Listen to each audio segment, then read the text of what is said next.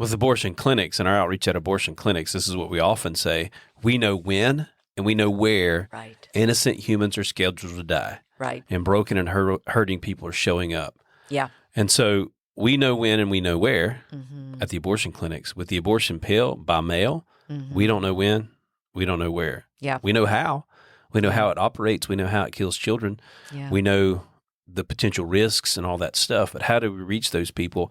I am yours, I am yours, I am yours, send me, Lord. I am yours, I am yours, I am yours. Welcome to the Gospel-Centered Pro-Life Podcast, a podcast designed to equip, encourage, and challenge you in pro-life ministry, and always with a focus on the gospel. Stay tuned. I felt your passion, I've touched your heart. Use me, Lord, use me, Lord. Welcome back to the Gospel-Centered Pro-Life Podcast. Appreciate you guys joining us. And as always, we'd appreciate if you guys would leave us a review on whatever podcast service that you use to listen to this podcast. That would be a tremendous blessing to us. And we're going to give you our email addresses at the end of this episode so that you could reach out to us. If you have any questions or maybe even suggestions for future podcast episodes, we'd love to hear from you on those.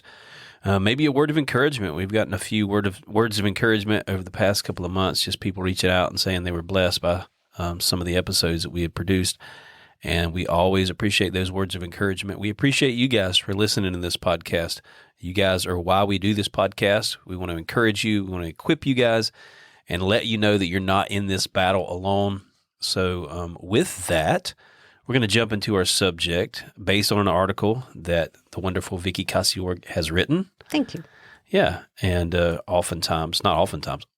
time, with very few exceptions, we do these episodes based on articles that she has written because she's an awesome writer. You can find actually the articles on our website, sidewalksforlife.com, sidewalks, the number 4, life.com. And there's a tab there called Equipping Articles, and you can look at these articles a little more in depth. But our subject today is talking about abortion by mail. Really tragic. Yeah.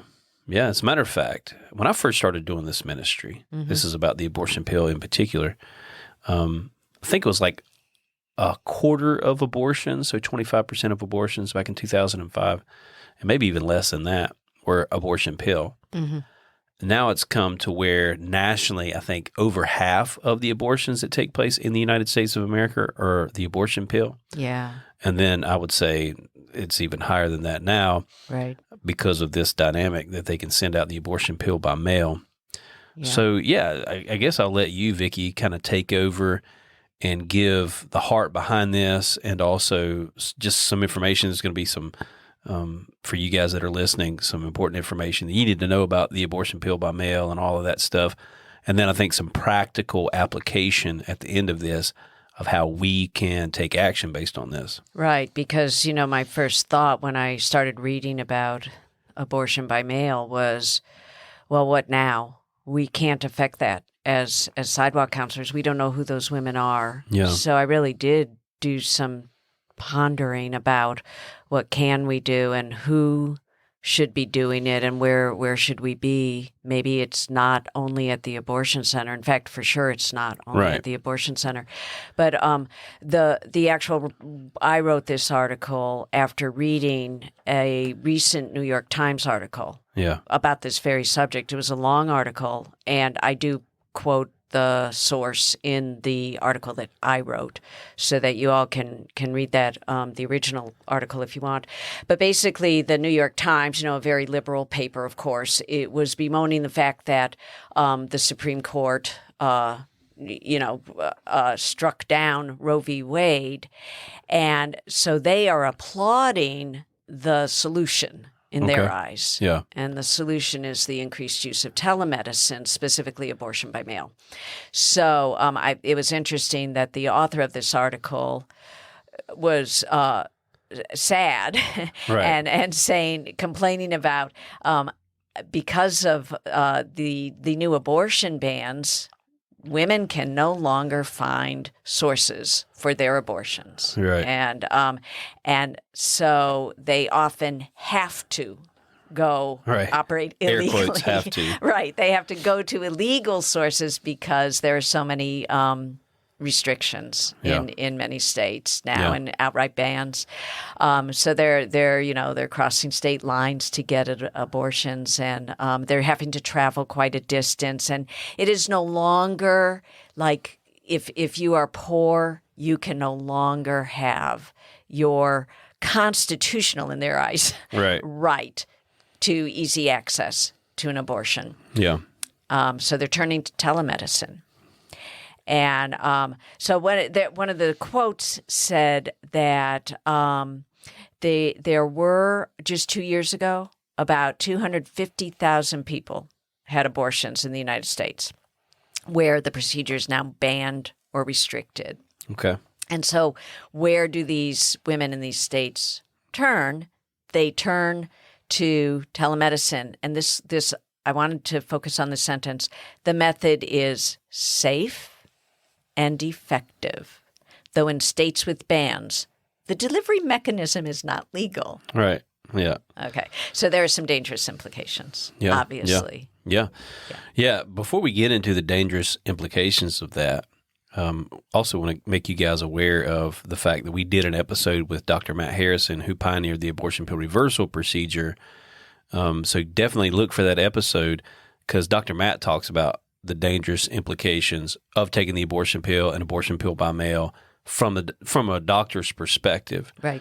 But also want to just kind of give you guys details, and if you can help me, Vicki, a bit on this. When we talk about telemedicine and we talk about the abortion pill by mail, how in particular are we talking about that? I mean, how do they get it? How are they getting it? What are they calling the abortion clinic? And the abortion clinics sending it to them by mail or going online? No. So they're getting it from unregulated sources, sometimes overseas. The doctor will never see that patient, except for maybe by a video conference. But it's not like he's saying, okay, let's do an ultrasound by video conference. You know, obviously this woman is no one has looked at her womb. Right. When this abortion pill is prescribed. So like a case that I saw just 3 days ago, if that baby is not in the womb, that doctor doesn't know it. Yeah. Except for by symptoms. The woman I worked with did not have symptoms. Yeah. They don't always have pain. Right. They don't always have symptoms of a tubal pregnancy. Yeah. So, and so that's, of course, where you get into the dangerous implications. Yeah, and I won't get into that quite yet. I will answer your question because there is only one telemedicine service that right now in the United States operating called Aid Access. Okay. And it openly provides pills in states that have abortion bans. And the founder of that is a Dutch physician. Her name is Dr. Rebecca Gompers. Okay. So she uses her Austrian medical license in order to write prescriptions across state lines. Yeah, and there is some outcry against that. Of course, pro-life groups are saying, hey, that's illegal. If a state has banned abortion, you can't write a prescription for someone in that state to receive these pills by mail. And I don't think it has yet been challenged. It will be. They said it will be challenged. Yeah. And the implications for the doctors that are prescribing abortion pill by mail across state lines is that they could be arrested for their disobeying the ban. Yeah. So some states like Massachusetts has written, they even passed a law that will protect doctors who are illegally prescribing abortion pills in spite of the ban. Yeah. They've written legislation that will protect those so-called doctors. Yeah. So I'll say this, because the implication of all of this is, yes, we're thankful that Roe v. Wade was overturned. We're thankful that some states made abortion illegal. Our heart is that abortion would be made illegal across the United States of America. Right. But the reality is, even in those states where abortion is illegal, people are still having abortions. Like there's a very real sense in which it's still legal in those states, right? Mm-hmm. Because it's being legally allowed. Laws that are in place are not being enforced. And I haven't dug too much into this, but I do know that there are some states that have made abortion illegal that have not made it illegal for someone to get the abortion pill over state lines, right? And so in a sense, it's still legal because this is something that we've often said as it pertains to the abortion pill. Let's not forget that the abortion pill procedure is just as much an abortion as a surgical abortion. Yeah. Sometimes even pro-life folks seem to kind of like, almost like bring this dichotomy of the abortion pill and surgical abortion. Somehow these things are different. Yeah. And the only way that they're different is methodology. When you murder a person with an axe or you murder a person with poison, Right. they're different, right? There's a different feel to it, but the end result is the same. You're still murdering a person. Right.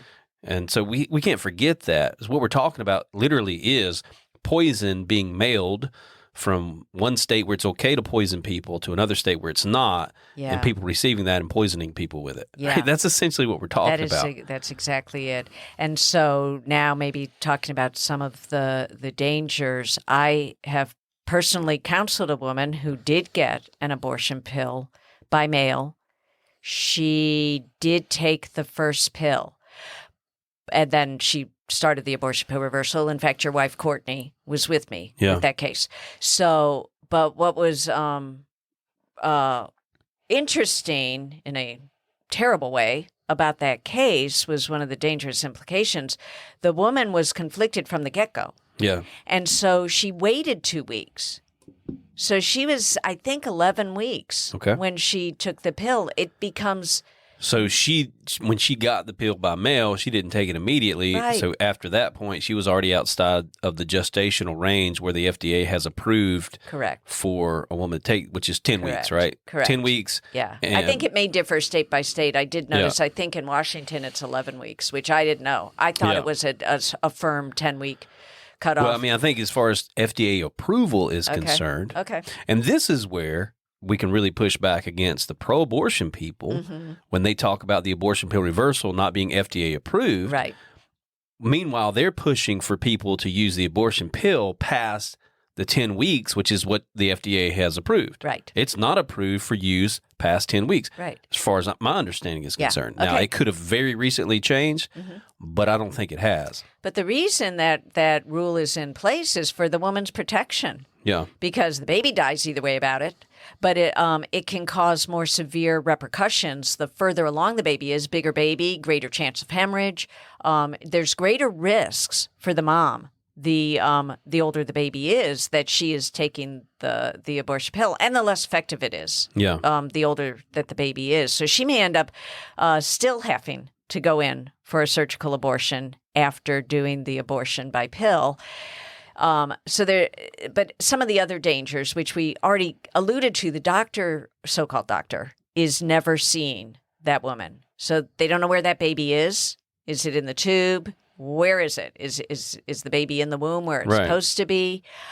There's no oversight regarding the baby's age, like in the example I just gave. Is that woman taking the pill too early? Is the woman taking the pill when the baby is already dead? Have they found a heartbeat? Is that the most appropriate thing that the woman be doing? No one knows because no doctor has ever laying eyes on that woman. Yeah. Let's share, just for people to understand real quickly. You've already talked about the dangers, but just practically understanding what the main danger is if we're talking about. Now, of course, the main danger is it kills a baby. Right, yeah. But if you're one of those people that says you care about women and therefore you want women to have access to abortions, and yet you don't understand the great danger that a woman taking the abortion pill who has an ectopic pregnancy is in, then you don't actually care about women, because it's actually happened. It's happened a lot. Yeah. But I know one story here in Charlotte in particular, a young lady went to one of the abortion centers and she had a tubal pregnancy. The doctor, air quotes doctor, didn't do his due diligence, didn't do an ultrasound, or if he did do an ultrasound, he just kind of scanned real quickly and just gave her the abortion pill. Right. And she, again, had an ectopic pregnancy. Her tube ended up rupturing and she died. Yeah. So he gave her the abortion pill, which the abortion pill does nothing for a tubal pregnancy. There are other interventions that they can give Yeah. that do something for a tubal pregnancy. The abortion pill does not. And so that tubal pregnancy still remains, and that lady's fallopian tube ruptured and she died. And that can happen to these women. Yeah. Like it's a very common thing as far as a negative result that could take place when you take the abortion pill without actually IDing where the baby is, how far along the baby is, Right. and those sorts of things. Yeah, exactly. So I also saw a recent case where a mom came to abort, was going to take the pill, went in and came out, and praise God, came to see us, and we could not find the baby on the ultrasound. But we did know whenever we see that, knowing the age that the baby should have been, we sent her immediately to an OBGYN, and she did have a tubal pregnancy. So if she had just gone in, I feel pretty confident there's a chance that the abortion center would have gone ahead and given her the pill, would have done nothing, and the physician who was working with her said that she was very close to rupturing. So it would have been life-threatening had she waited any longer. So Aid Access, this abortion by telemedicine provider, said that since Roe v. Wade has been overturned, they went from about 83 pills a day that they were dispensing to now 218 a day. Yeah. So almost tripled. And the bulk of the requests, of course, are coming from states that had enacted total abortion bans. Yeah. So really, really tragic. And of course, the question is, should this be allowed? We know already. Of course not. Of course, this should not be allowed. Yeah. We believe that state laws should bind those out-of-state providers. Well, we first of all believe that abortion should be not legal. It should not be allowed. It's awful. It is immoral. It's ungodly, and it's murder. But one of the things that the New York Times article pointed out that is that states, because of our federalist system, states should and normally do help to enforce each other's laws. Right. It's a basic premise of our system of government. But abortion supporters are saying that you should be allowed to refuse to support laws of other states when it comes to abortion. Yeah. It's okay to break the law and to destroy the fabric of our federalist country government when it comes to abortion. Yeah. It described the use of telemedicine in this article as cheap, practical. The effect is the same as miscarrying. And it says that abortion by mail is just as safe and effective in the first trimester as going to a clinic. Yeah. That's what they say. Right. I'm looking at right now, actually, as we talk about the risks and the concerns, I just pulled up on my computer Planned Parenthood and just digging into how far along they say that you can take the abortion pill. Oh, okay. And it seems like they've changed it a little bit, but it's generally the same. It used to be 10 weeks, kind of across the board nationally. You don't take the abortion pill past 10 weeks. Now it looks like Planned Parenthood says up to 11 weeks. I was looking for the FDA and see what they approved. And, since Biden, I guess maybe they've pushed it back further. I'm not sure. Yeah. But I can't find any solid information from the FDA. It used to be 10 weeks. Right. But now it looks like, again, Planned Parenthood is saying you can take the abortion pill up to 11 weeks. And it says, this is just kind of a little snippet, a question that is kind of like a frequently asked question. What happens if I take the abortion pill after 11 weeks? It says the abortion pill is very effective. Again, this is Planned Parenthood's website. Okay. But it works less well when you're more than 8 weeks pregnant. The effectiveness depends on how far along you are in your pregnancy and when you take the medication. After 11 weeks, there's a bigger chance of strong bleeding or cramps. And so, here's a little bit of a warning there for if you take the abortion pill past 11 weeks. Again, like you said, many of these women are hesitant. They're going to hang on to the abortion pills. Should I take it? Should I not? And possibly even take it past 11 weeks. And of course, we know, reading, again, Planned Parenthood's fine print on their website, they say that 1 out of 500 women that take the abortion pill, and that's within that range that they say is acceptable, will require a blood transfusion. Yeah. That doesn't sound safe. Yeah, it doesn't sound safe to me. No. So if 1 out of 500 women within the range that they suggest that take the abortion pill will require a blood transfusion, so they'll bleed so much they require a blood transfusion, which again is a major thing. Right. What about the women that take it past the range that they say? I mean, does it increase twofold, threefold? I don't know. They don't say, and probably wouldn't say. But I foresee major issues. Dr. Matt talks about this in the interview that we gave, that we got from him Yeah. a while back, Yeah. just about these major complications and even death that's going to take place from these women. Right. Right. Again, if we're pro-women, we need to be concerned about this stuff. We definitely do. And speaking about doctors, you and I are not doctors, though we play one on our podcast quite frequently. But a group of doctors, I was so heartened to see this. A group of doctors have joined forces in speaking out against not only telemedicine, but the safety of abortion pills in general, dispensed legally or not. And Alliance Defending Freedom are the attorneys that are going to be representing 4 healthcare organizations and 4 doctors, one of which is one of those doctors is George Delgado, who was one of the doctors with Dr. Matt Harrison, who is a proponent of abortion and founder of abortion pill reversal. Yeah. But so they're challenging the safety of the abortion pill. And they said this should have been done long ago. And I'll just read the excerpt from the article. You can find this at adflegal.org because it really was an eye-opener for me. I mean, I do believe it's unsafe. But to hear it from these well-known medical groups and doctors that are filing the lawsuit, for me, was powerful. Yeah. It says, as the medical groups and doctors filing suit explain, by approving chemical abortion drugs, the FDA failed to abide by its legal obligations to protect the health, safety, and welfare of girls and women. The FDA never studied the safety of the drugs under the labeled conditions of use. I didn't know that. Oh, I didn't know that either. Ignored the potential impacts of the hormone-blocking regimen on the developing bodies of adolescent girls, disregarded the substantial evidence that chemical abortion drugs cause more complications than surgical abortions. That I didn't know either. Yeah. And eliminated necessary safeguards for pregnant girls and women who undergo this dangerous drug regimen. Further, in 2021, the FDA announced that it would allow abortionists to send chemical abortion drugs through the mail in direct violation of longstanding federal law.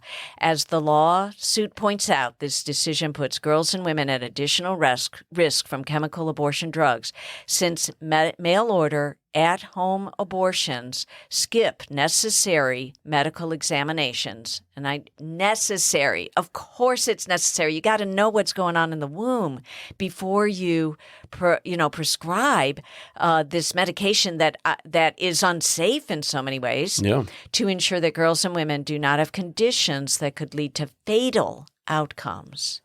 So powerful that these doctors are coming together to bring this lawsuit, and I pray that they will be successful in having someone pay attention to this.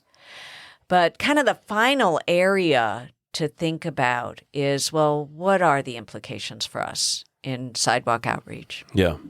Obviously we're not going to reach the women who have mail-ordered the pill. Right.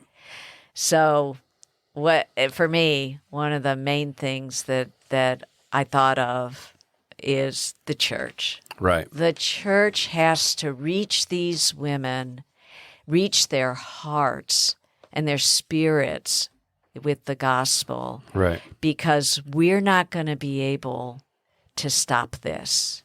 We don't know where it's happening. We don't know who it's happening. The only thing we can do is go after the providers that we know about.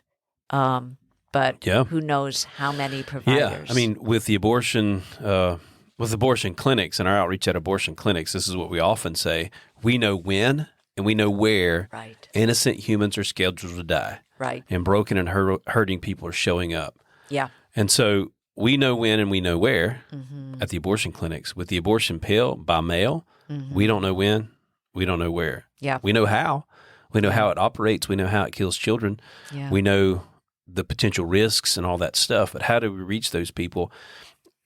What you said exactly. Yeah. The church needs to position herself. And I think one of the most important initiatives, at least that we do as Love Life, is House of Refuge churches. Yeah. Equipping and training churches to be a house of refuge. And these churches are churches that have designated themselves as a place where people can run instead of running to abortion clinics or abortion telemedicine. You can come to us. We'll help you. We're not going to judge or condemn you. We're going to walk alongside you. But I also think what House of Refuge Church does, what that initiative does, in getting the church to talk about abortion is the people in the congregation who could be, younger kids, high school students, college students, whatever, who would get in these situations are hearing from the pulpit that we're a House of Refuge church. They're hearing in the community of their church that this church stands for life and that we're going to walk alongside you and help you. But another thing is, too, as the church is talking more about the issue of abortion and positioning itself more to be a place of refuge for people that are in unplanned pregnancies, the community in the church is talking about it, and it's affecting not just the people in the church, but family members that may not go to that church, may not even be believers. Like, that's what we're seeing across the board, is we're seeing people in House of Refuge churches finding out family members are pregnant or a friend of a friend of a friend, that sort of thing. And they're saying, and I just heard a story just a few days ago about this. There was a friend who goes to a particular church, it's a House of Refuge church, that found out a friend of hers was pregnant and considering an abortion.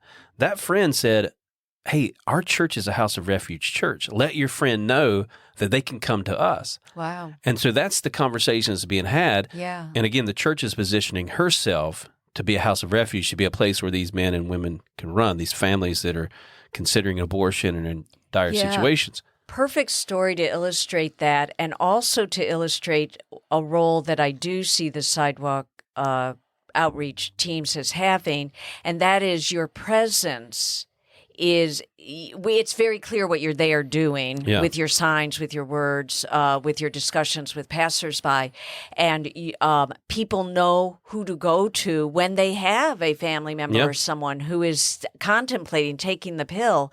They know who to send them to. They can find us. They can see us out there on the sidewalk.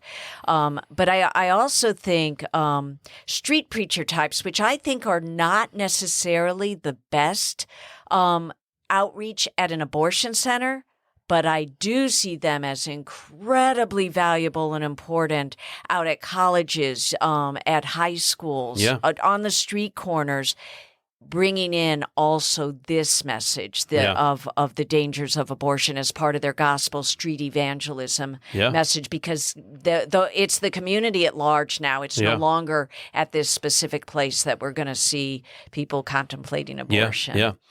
And another thing I want to mention too, and I always like to mention this when we talk about the abortion pill, just so people are aware, because I see it very commonly.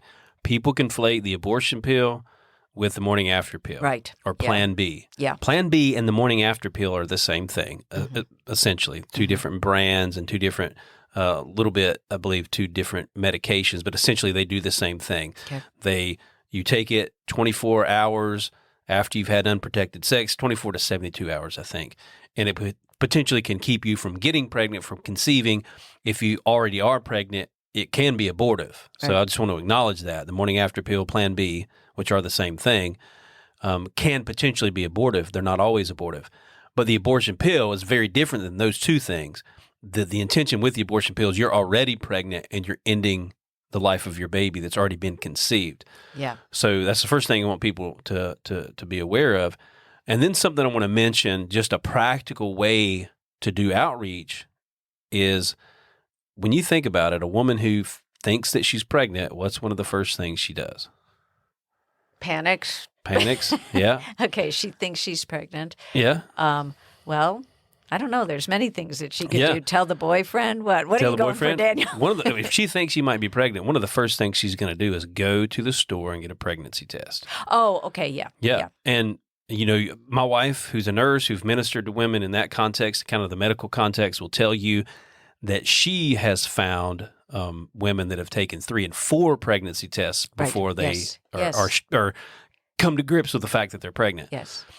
And so just kind of a way that you could reach those women is go to the pregnancy test aisle in your supermarket, in your Walmart, in your drugstore, and put some business cards for the local pregnancy center or some business cards for, your House of Refuge church. And put those cards there so when they go to get a pregnancy test, there's going to be a card there, maybe a gospel tract there. Ray Comfort has a great tract that's called Life in the Womb and explains how the baby develops inside the womb. And so that's kind of one way, just on a really, really, hands-on kind of ways. When you go to get your groceries, put some tracts there. Yeah. And you're sowing those seeds. What if a girl goes to Walmart to get a pregnancy test and there's a card there that talks about the local pregnancy center or a House of Refuge church.